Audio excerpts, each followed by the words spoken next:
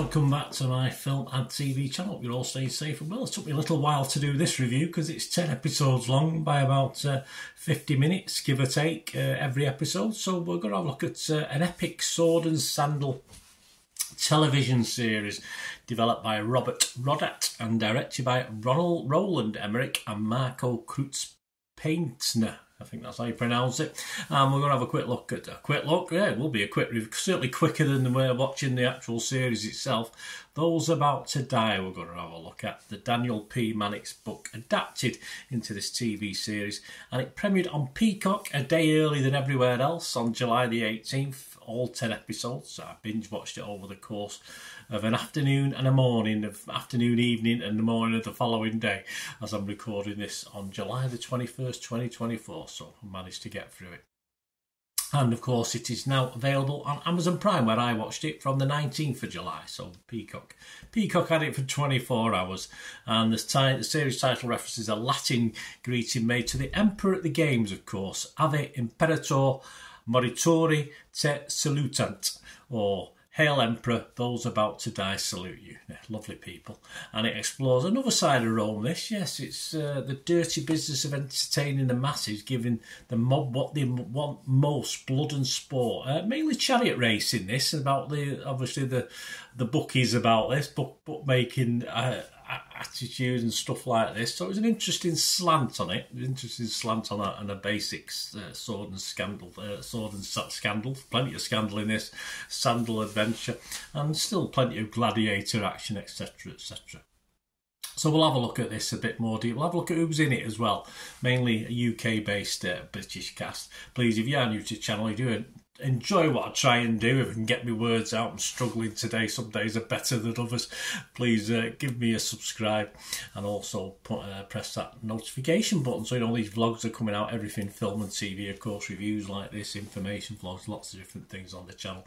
And if you do look through the channel, see stuff on my football team, Manchester City, as well. So even if that's of no use to you, if you know somebody might be interested, give me a kick in my direction. But don't worry, plenty of film and TV stuff, and your support is always appreciated. We do have memberships for the channel. It's mainly aimed at the football side because there's quite a lot of vlogs on there that aren't released for quite a few months. But you're welcome if you want to support the channel. If you can do that, become a member, that's absolutely fantastic, and be great to have you on board. And there will be special little offers throughout as well.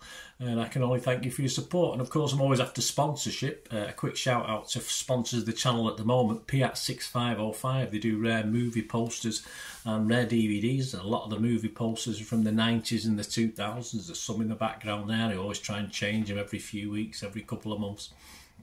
So have a look at that. Their shops on eBay, Peacock 6505, put that in your advanced search, or simply just copy and paste the link in the description. It'll take you straight to the shop. I think there's almost 600 items at the moment. Great gifts for people. You can buy the pictures and frame them yourself. They're just fantastic gifts to people who like the movies and DVDs, etc. Or just treat yourself. And if you do place an order, just mention me and you'll automatically get a 10% refund even before the stuff's sent out within 48 hours. So there goes my thanks to Peacock 6505 for their help with the channel. Right, and any support you can give me, guys, going forward. I'll give you some other socials I'm on later on. But let's have a quick look at this series first. It stars, as I said, a mainly UK-based cast. Anthony Hopkins, Dimitri Leonidas, Jojo Macari, Gabriella Peshen, Ivan Rion, Sarah Martins Court, Moe Hashim, David Wurawa, and Tom Hughes, and plenty more as well. And you can see the joins at times in the CGI on this, green screen, plenty for this one. But over 10 episodes, though an epic, I appreciate they have to be a little bit wary of the budget, although you don't get much for $140 million. Apparently this is what this cost, perhaps even a little bit more than that. So what, $14 million an episode? I suppose you have to sort of rein in what you can expect. The story is, yeah, formulaic. It's all really anything like this. It's, even though there's plenty of action, it's all going to be about the characters and whether you invest in them or not. And all, of course, that's just as important as the on-screen action. And with this one, a bit of titillation with the odd sex scene thrown in, which you'd expect. Plenty of blood and gore, of course. But compared to something, say, like the Spartacus series, which was very gladiator-orientated, of course, not too much chariot racing in that one. Back in the 2010s, it doesn't really match that for me for quality.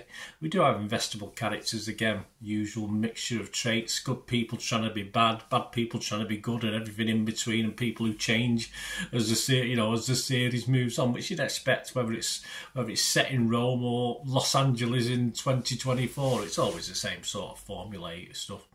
And I say, over 60 years of watching this sort of thing, I do love this type of film, this type of series, and it's I can go back to things like I, Claudius and Caligula, stuff like that I've loved on TV as well. But yeah, the strong cast helps this in an entertaining enough way, even though it does have its limitations. Though it doesn't push the boundaries as far as I watch. That's due to the characters and the script they're being given to use. But there's a little bit of an aside to that. The last 2 episodes I thought were excellent of the whole series and did lift it up a little bit. It's a shame all 10 weren't at the same level. Anthony Hopkins, perhaps 10 or 15 years ago, would have helped carry this more, but not so much in his brief appearances in this one. And as I mentioned, the sex, titillation side, it's just really throwaway stuff, adds nothing really to the story. The gruesome violence is okay as and when we get it. I like the way it does concentrate more on the politics of chariot racing, the gambling behind it, etc., rather than the gladiator aspect, which makes the occasional gladiatorial bout a nice addition rather than a constant throughout, which we get with some other series I've mentioned. But because of this, it perhaps lacks a little bit of depth of other series and films in this sort of genre. And I like political stuff. I like the backstabbing that goes on and the conspiracies and all that sort of thing. That's what I like. And it's perhaps secondary in this at times, although it's there, don't get me wrong. But I think, as I said, the last 2 episodes, when you get to the opening of the Colosseum, because it all takes place in Circus Maximus, the original sort of 7-8 episodes of chariot action and gladiatorial stuff. Once the Colosseum opens and you get the opening scenes at that, the series sort of goes up a level for me. I really enjoyed episodes 9 and 10 a lot more than I did some of the earlier episodes. I liked it, but not a wow factor, as I said, apart from them last couple of episodes. But roll on Gladiator 2, that's all I can say. I'll be fresh on Rotten Tomatoes, I'd have to be positive on Metacritic, but I'm just going to give it my watchable scores. I was thinking of giving it a 6.5 after watching the last 2 episodes, but I'll stick with a 6 out of 10 overall, because some people might not have got to the last 2 episodes or in no rush to get to there. But it's worth, as you say, if you stick with it, guys, and those last 2 episodes for me made it all sort of worthwhile in the end, I suppose, investing this amount of time. Other scores, not so good. Rotten Tomatoes, just a 59% positivity. They're only coming out with a 5.1 out of 10, which I understand, but perhaps that's based more on watching some of the early stuff rather than the later stuff. 17 fresh, 12 rotten. Metacritic, only a 49% rating, 4 were positive, 11 mixed and 6 negative. Ollie Richards from Empire only gave it 40 out of 100. He said, all the elements are here for a pricey, enjoyable, campy soap opera. Instead, it takes itself too seriously to increasingly dull effect. Well, it does finish with a bang. Rotten Tomatoes audience, 51%. Again, not impressed, but at least Internet Movie Database, it's just edged over that 6 out of 10 that I like to see. 1,700 scores and reviews, and it's getting 6.1 out of 10. So there you go. Similar to what I've given it. Let me know what you think, guys. As I said, stick with it, it's worth it. There are some where it does drag just a little bit, but sort of for me, the last couple of episodes did rescue it a little bit. Let me know what you think, and yeah, other places you can contact me on. You want to talk about this series or anything, as I said, sponsorship or to support the channel, you can contact me on X and TikTok as well. I'm at the same address on those, at Bernard_Deneen, on Facebook at Bernard, or just drop me an email, guys. There'll be an email on the screen there. Hope we can have a chat and let me know what you thought about this, and are you looking forward to Gladiator 2 like I am? Anyway, let me know. Until we meet again, only ever ask one thing, don't I? Please stay safe, everyone. Bye for now.